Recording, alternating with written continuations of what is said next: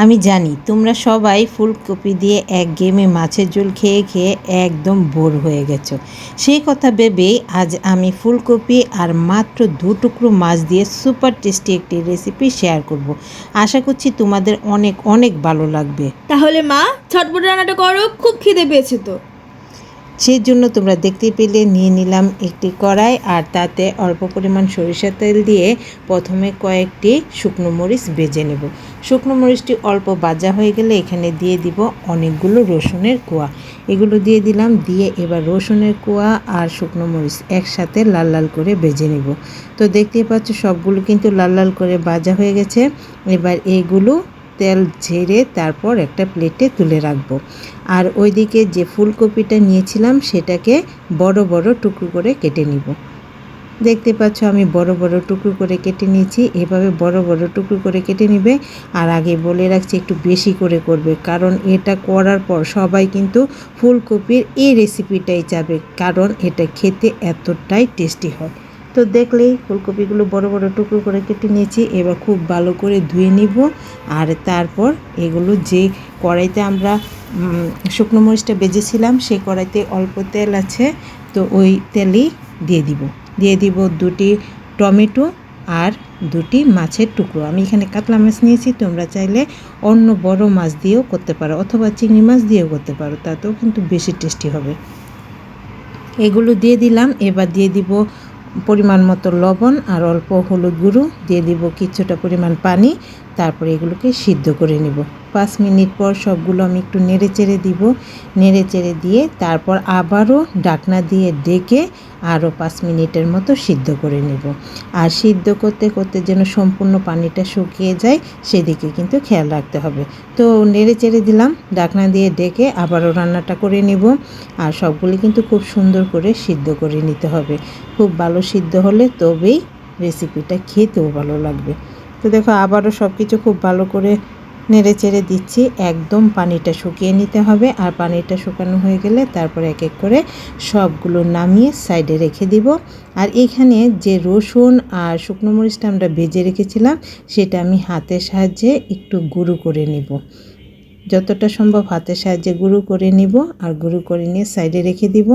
তারপর এখানে দেখো সবগুলো একটা স্ম্যাশার নিয়েছি, আর স্ম্যাশার দিয়ে খুব সুন্দর করে স্ম্যাশ করে নেব।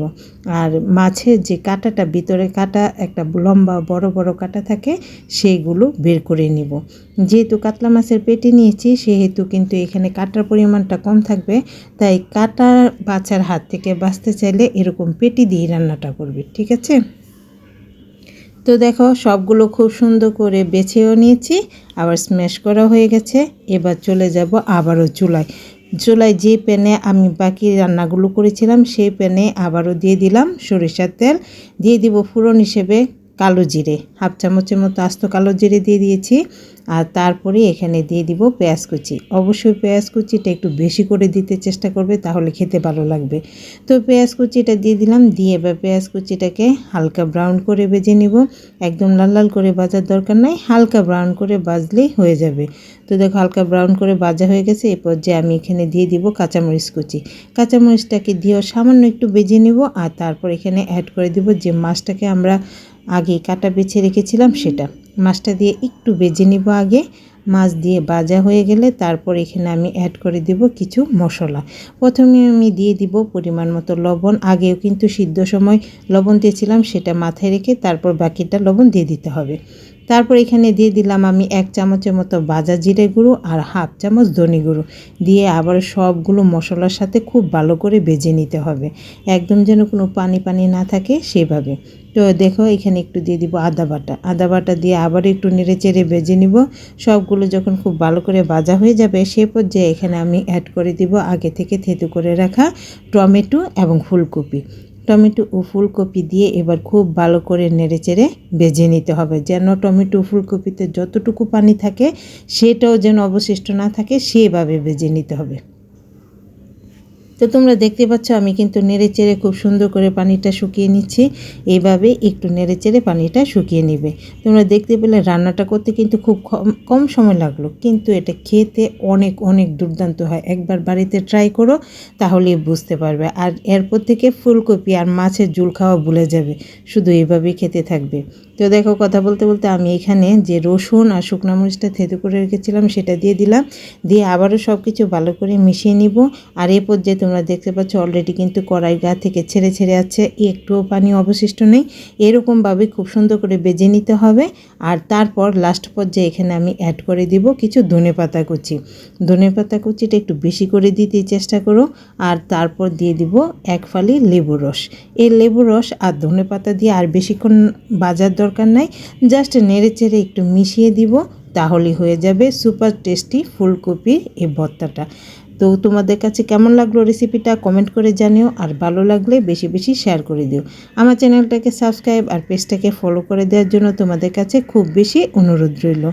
এবার দেখো, আমি তোমাদের সার্ভ করে দেখিয়ে দিচ্ছি। দেখতে কতটা সুন্দর লাগছে, তাই না? দেখেই মনে হচ্ছে যেন এক্ষুনি ভাত নিয়ে বসে যাই। আর সত্যি সত্যি তাই করব, ভাত নিয়ে বসেও যাব।